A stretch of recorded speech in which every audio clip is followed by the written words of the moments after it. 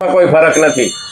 દેવી ભાગવતની અંદર પણ એ બતાવેલું છે અને શિવ પુરાણની અંદર પણ એ બતાવેલું છે કે પાર્વતીએ જ્યારે માં ભવાનીએ દક્ષના યજ્ઞમાં પોતાના પતિનું અપમાન ન સહન થવાથી યજ્ઞમાં પોતાનો દેહ બાળીને ભસ્મ કર્યો, ત્યારે ભોળાનાથ ખીજાઈ ગયા, આવી અને એની માતાનું શબ લઈ, ભગવતીનું શબ લઈને તાંડવ કરવા માંડ્યા. અને જો ભોળાનાથ તાંડવ કરે તો સૃષ્ટિનો સંહાર થઈ જાય. એટલે વિષ્ણુ ભગવાનને ચિંતા થઈ, સુદર્શન ચક્ર મૂકી અને એના 51 ટુકડા કર્યા. એ શબના 51 ટુકડા થયા. એ 51 શક્તિપીઠ તૈયાર થઈ. તો શક્તિ તો એક જ છે ને, એમાંથી 51 શક્તિપીઠ સ્થાપણી, એમાંથી આ દેવીઓના નામ આવ્યા. મને તે ભાઈ પૂછ્યું તો મને કે માતાનું કે આવું કે ભગવાન શું કામ એને કરવાની જરૂર હતી, નોખા નોખા કુળદેવ આપ્યા, એક જ દેવી રાખ્યા હોત તો હાલત નહીં. હું કહું ના, શક્તિ એક છે પણ અલગ અલગ નામ રાખ્યા, કે અલગ અલગ કુળદેવને મૂક્યા. એની પાછળનો હેતુ છે. ઋષિઓનો પણ એ જ હેતુ છે, ધર્મનો પણ એ જ હેતુ છે, ભગવાનનો પણ એ જ હેતુ છે. કારણ 100 વીઘા જમીન હોય ને, એક જ ધણી હોય. 100 વીઘા જમીન હોય અને 100 વીઘામાં ઘઉં વાયા હોય, તો સીધે સીધું પાણી મૂકી દઈએ તો 100 વીઘામાં પાણી જાય ખરું? ન જાય. તો શું કરવું પડે? ક્યારા કરવા પડે.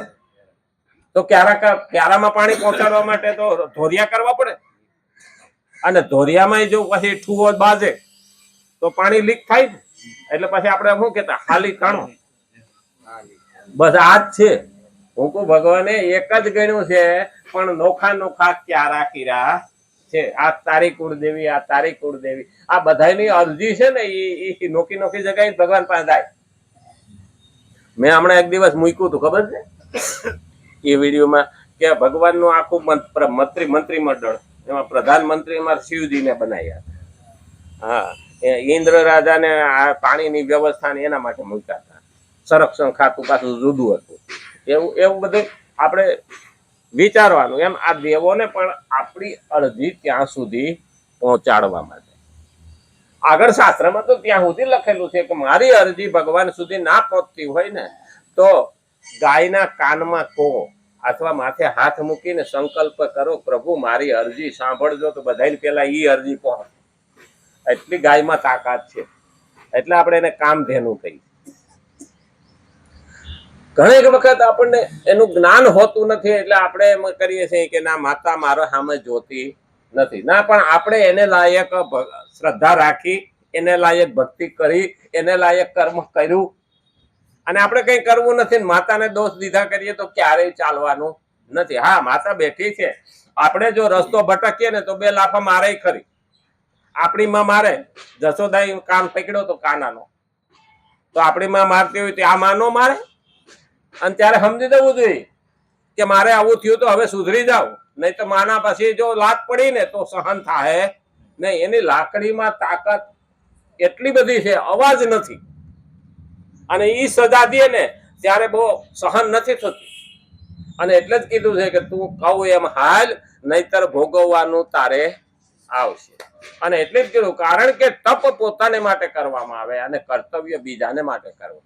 કર્તવ્ય કરીએ તો બીજાની સેવા થાય, બીજાનું હિત થાય, બીજાના માટે થઈ અને આપણે પોતાની મહેનત કરીએ. જાણીને કરવામાં આવેલા તપથી એટલો લાભ થતો નથી. હા, જાણી જોઈને કરીએ ને. હવે તમારે તપ કરવા બેહવું છે, તપ થઈ જાય હો. જયારે ભગવાનમાં લાગી જાય ને, આપણે અહીંયા સાંભળતા હોય ને તો બધા આમ લીન થઈ ગયા હોય, ટાઈમ થઈ ગયો હોય તો ખબર નથી પડતી. આ એક જાતનું તપ જ છે, કારણ કે હું એમાં ઓતપ્રોત છું. પછી નહીં, હવે ઘણી વખત ઓલા મોટી ઉંમરે બહેનોને ખોરો ભરાણો હોય, બાળક થયું હોય, એટલે ભાઈ પથ્થર એટલા દેવ પૂજા હોય, દવાખાના એટલી દવા કરી હોય, અને પછી એને બાળક થયું હોય 15-18 વર્ષે, પગલીનો પાડનાર આવ્યો હોય, ત્યારે એને કેટલો પ્રેમ હોય બાળક ઉપર, કે બીજાના કરતા વધારે પડતો એને એના તરફ આકર્ષણ હોય. અને બાળકને બાથરૂમમાં નવડાવી અને રૂમમાં હુવડાવ્યું હોય અને ટગર ટગર જોતી હોય, એટલી લીન થઈ ગઈ હોય બાળકમાં, કારણ કે અતિ પ્રેમ છે, એટલી લીન થઈ ગઈ હોય. ઘરવાળો આવે, કકડાટ થયો, ખબર નથી, ઓલો ખંભો પકડીને હલાવે, એટલે તમે કઈ આવ્યા? આનો અર્થ સમજી લેવાનો કે આ એમાં લીન હતી, આ એનું તપ હતું. જેવી રીતે બાળકમાં માણસ લીન થઈ જાય ને તપમાં ઓતપ્રોત હતું, એવી જ રીતે ભગવાનમાં જયારે માણસ ઓતપ્રોત થઈ જાય ને ત્યારે માની લેવાનું કે એનો અને ભગવાનનો એક તાર બંધાઈ ગયો. હવે જ્યાં સુધી નેટવર્ક નો આવે ત્યાં સુધી તો ફોન હાલતો નથી. એક તાર બંધાય તો જ થાય ને. અહીં બેઠા હોય ને તો સામે થાંભલામાં જે પેલા હોય ને ટાવર, એની હારે નેટવર્ક બંધાવવું જોઈએ, અને સામે તો જ નંબર મળે, નહીં તો ઓઈલો કર્યા કરે તો કે આઉટ ઓફ કવરેજ. આવું કે એટલે આપણું કવરેજ હોયું ન જાય એનું ધ્યાન રાખવાનું, કારણ કે ભગવાને હારે આપણો તાર જોડાયેલો રહેવો જોઈએ. આપણે જયારે મોહમાં ફસાઈએ, જયારે લાલચમાં ફસાઈએ, જયારે સ્વાર્થમાં ફસાઈએ, ત્યારે આપણે ભગવાનના હારે તાર જોડાયેલો રહેતો નથી. અને આવા માણસો છે ને એને ભગવાન પ્રસન્ન નથી થતા, અને ભગવાન પછી જોયા કરે કે આજ સુધરે કાલ સુધરે. આ રામ મંદિરમાં કરવા વાળા જે હતા ને, જે ગણવા મજૂરો પેલા રાખ્યા હતા માણસો, એને ચોરી કરી ત્યારે એને ખબર નહોતી, નહીતર એને દુનિયા આખી એના દર્શને રામ ના જાય ને એ રામ પાસે રહેનારાઓને રૂપિયામાં દેખાડું. એટલું ન જવું કે આ ભાગ્યાઓ નહીં, ત્યાં મોકો મળ્યો તો પાપ કરવા બેઠા. રામનો દોષી કોઈ દિવસ સુખી થતો નથી, રામનો દોષી કોઈ દિવસ સુખી થતો નથી, અને એ પેઢી દર પેઢી ભોગવવાનો. રાવણની જ્યાં સુધી હાલી ત્યાં સુધી હાલી દાદાગીરી, પણ રામની સામે પડ્યો તો કુળ સાફ થયું.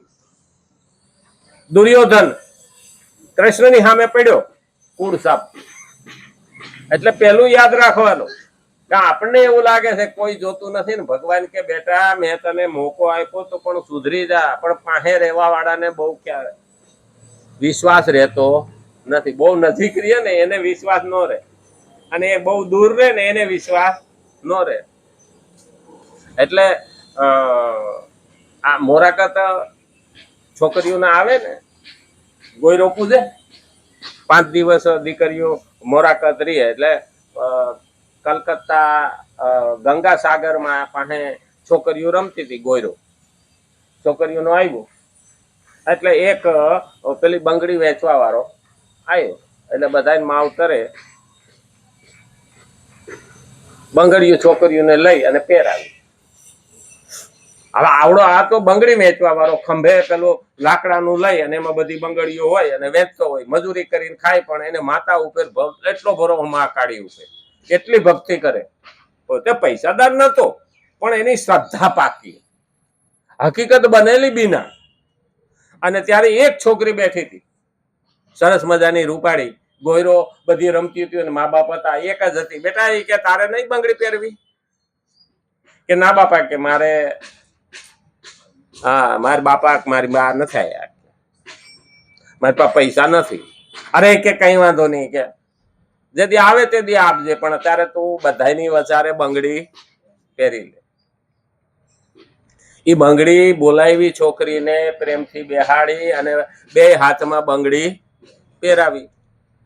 એ કે બાપા એક કામ કરજો ને, કે તો કે હું તો મારા બાપા પૂજારી છે કે મા કાળીના મંદિરના, કલકત્તાનું આપણે કહીએ ને મા કાળી કલકત્તા વાળી, એના પૂજારી છે મારા બાપા છે, કે એની પાસેથી ત્યાં જાવ તો લઈ લેજો. એ કે સારું બેટા કઈ વાંધો નહીં. એટલે પછી વેચતો મંદિર કોઈ ગયો અને ઓલાને કીધું. હવે મંદિર કોઈ ગયો એટલે વેચતા સાંજે પૂગ્યો, બધે વેચતો જતો હોય ને આ તો સવારે બંગડી પહેરાવી હતી. તો ઓલાએ કીધું કે તમારી દીકરીને આ તો બંગડી પહેરાવી, કે એને કહેજો મારા બાપાને કહેજો કે પૈસા આલ દે. તો મારે છોકરા જ નથી, મેં તો લગ્ન જ નથી કર્યા. અરે કે હોય કે આવડી છોકરી નાનકડી કે 5-7 વર્ષની કે છે કે મારા બાપા કે ત્યાં પૂજા કરે છે. કે બોલો કે ક્યાં હતો? તો કે ગંગા સાગર ને કાંઠે. બોલો ત્યાંથી દોડ્યો, મને બતાય ક્યાં હતી. અને ત્યાં ગયો ને રેતીમાં આડોટવા માંડ્યો. હે ભગવતી, કે તે એના હાથે બંગડી પહેરી, હું મરી ગયો 25 વર્ષથી આ પૂજા કરીને, પાસે રહેવા વાળાને વિશ્વાસ હોતો નથી. માં ભગવતી પેલા બંગડી પહેરાવવા વાળા પાસે હાથે બંગડી પહેરી, આ માં કાળી રૂપ બદલીને આવી. અમારે અહીંની પાવાગઢ વાળી આવે ને તો એને પણ ના ઓળખી હશે. ક્યારે આવે નક્કી નહીં. પાવા તે ગઢ થી ઉતરા રે માં કાળી રે. પેલો રાજા મોહિત થયો, હા પતઈ રાજા, અને હરાપ ખાધો. ક્યારે આવે આપણે એને ઓળખી શકતા નથી, પણ આપણી શ્રદ્ધામાં તાકાત હોવી જોઈએ. પણ આપણે ઘણી વખત શું હોય છે કે ના ના આવું તો હોતું, એટલે બહુ પાસે હોય ને એ આપણે ઓળખી શકતા નથી, બહુ દૂર હોય ને એને આપણે જોઈ શકતા નથી. એટલે ઘણા ઓલા તો પથરા સમજીને જ કરતા હોય, તો જ આવું થયું હોય ને, તો શેનું થાય? પાસે રહેવા વાળાને તો ઉલટાનો મોકો છે કે મને અહીંયા ભક્તિ પડવી જોઈએ, પણ એ લોકોને શું લાગે? મજૂરી લાગે. અને એ માણસ મજૂરી કરે ને એને કોઈ દિવસ મળતું નથી. જેમણે સ્વધર્મ પાલનમાં કષ્ટ સહન કર્યું અને જેઓ સ્વધર્મનું પાલન કરતા કરતા મરી ગયા તે ધર્માત્મા પુરુષો અમર થઈ ગયા. સ્વધર્મનું પાલન કરતા કરતા મૃત્યુને પામ્યા ને એ લોકો અમર થઈ ગયા, એના નામ અમર થઈ ગયા. કારણ કે સ્વધર્મનું પાલન કરવું ને આમ ખરેખર તો જોવા જઈએ ને તો આકરું છે. એમાં ટકી રહેવું ને બહુ આકરું છે. અને એટલે કીધું છે કે લૌકિક દ્રષ્ટિએ પણ જે કષ્ટ આવવા છતાં પણ પોતાના ધર્મ કર્તવ્ય ઉપર દ્રઢ રહે છે. ધર્મ એટલે કર્તવ્ય. પહેલા લૌકિક દ્રષ્ટિએ પણ જે કષ્ટ આવવા છતાં, તકલીફ આવે, તકલીફ તો જીવનમાં આપણે આવવાની જ છે. એટલે તો આપણે કહીએ ને એક હાથ જેતા તે તૂટે. આનો અર્થ જ એક મુશ્કેલીમાંથી ના બસ એટલું કરી લઈ, છોકરીને પરણાઈ લઈએ પછી કે વાંધો નહીં, આટલું પૂરું થઈ જાય. હા ત્યાં તો કે છોકરો પરણાવવાનો. હવે એમાં રોકાઈએ તો કે ત્યાં છોકરીનું જીયાણ હોય. હવે એમાં રોકાઈએ ત્યાં છોકરી વહુનું જીયાણ હોય. એટલે વહુ જાય ત્યાં પાછો ઈ છોકરો આવે લાડવા લઈને આવે. હવે એમાંથી નવરાજ ન થાય બોલો. અને પછી બહુ કે છે કે બા ધ્યાન રાખજો કે કા છોકરાને મૂક્યા હો, નહીતર હું મૂકવા જાઉં ઘરમાં, તમે ધ્યાન રાખ. એટલે હારી ભક્તિ થતી જ નથી. આમ તો જોવા જઈએ ને એક કામ મૂકીએ ને બે ઉભા થાય. હા, અને પછી કે ને કે ભગવાન કે હવે તારે આ તો ત્યાં ખેતર વાવ્યું છે પણ ભેગા કાંટા ઉગ્યા છે, એને તારે હાંસવવા તો પડશે ને. પગરખા પહેરીને પણ કામ તો કરવું જ પડશે. એમાં છે એક ભાઈ તો દરિયા કિનારે બેઠો તો સવારથી માંડીને સાંજ સુધી. સવારમાં સંન્યાસી નીકળ્યા તોય ન્યા બેઠો તો, અને સંન્યાસી સાંજે દિનચર્યા પૂરી કરી અને પાછા નીકળ્યા ને તો ઓલો ભાઈ ન્યા બેઠો તો. સંન્યાસીને એવું થઈ ગયું કે ભાઈ કઈક મુશ્કેલીમાં આવી છે બાપડો, કે અહીંયા બેઠો છે. એને પૂછી જોયું બેટા કે કેમ બેઠો તો? સવારનો અહીં બેઠો છો, હજી અહીં નહીં બેઠો, કોઈ તકલીફ છે? તો કે ના ના હું રાહ જોઉં છે. નહીં તો કે આ મોજા બંધ થાય તો નાહી લો. મારે નાવું છે પણ કે મોજા બંધ નથી થતા. તો કે બેટા મોજા તો દરિયામાં કોઈ બંધ થાય નહીં, એ મોજામાં જ નાવાનું હોય. એમાં સંસાર સાગર છે, એમાં મોજા કોઈથી બંધ થવાના નથી. એ તકલીફો આવતી જ રહેવાની, એમાં જ આપણે ભક્તિ કરવાની છે, એમાં જ આપણા આત્માનું કલ્યાણ કરવાનું છે. અને એટલે જ કીધું છે કર્તવ્ય ઉપર દ્રઢ રહે તેની બહુ જ પ્રશંસા અને મહિમા ગવાય છે. જે માણસ પોતાના સ્વધર્મ એટલે કે કર્તવ્ય ઉપર દ્રઢ રહે એની ગાથા ગવાય. આ ખરેખર વસરાજ સોલંકી જો એમ જ કે પૈણી સંસાર માંડવો તો અને ધર્મના રક્ષણ માટે ઊભો ન થયો હોત તો એને મરવાનો વારો આવત ખરો નહીં. આજે એને ભલે કેટલાય વર્ષ થઈ ગયા પણ હજી પૂજાય છે, કારણ આ એનું ફળ છે. પેલો તો સંસાર એક 5 માણસનો ઊભો થાય, પણ આ તો આખા જગતને માર્ગદર્શન આપનારો એ આપણા માટે દીવાદાંડી જેવું છે કે એને પોતાના કર્તવ્યનું પાલન કરતા કરતા દેહનું બલિદાન આપ્યું. કોના માટે? કર્તવ્ય માટે થઈને, ધર્મ અને દેશ માટે. અને એટલે જ કીધું છે કે એ પ્રશંસા અને મહિમા એનો ગવાય. કયા મોટા વેપારીનું પૂજન થાય છે? કયા મોટા રાજાનું પૂજન થાય રામ સિવાય? કરલો ઈ છે. કૃષ્ણ ક્યાંય રાજ ભોગવું નથી હો. કૃષ્ણ અને રામ, રામ તો પછી ગાદીએ બેઠા, રામ રાજ્ય લાવ્યા, પણ કૃષ્ણ જેટલા માર્યા ને એને ગાદીઓ આવી. જો કૃષ્ણનું જીવન જો આપણને લાગે, પણ કૃષ્ણએ જરાસંઘને માર્યો, એના છોકરાને સોંપી દીધો. કંસને માર્યો, એના બાપાને સોંપી દીધો. કેટલા એને જેટલા રાજાઓને માર્યા, નરકાસુરને માર્યો, એના બાપાને સોંપી દીધો, છોકરાને સોંપી દીધો. ભગવાને જેટલાને માર્યા, ભગવાન ક્યાંય રાજ કર્યું નથી. અને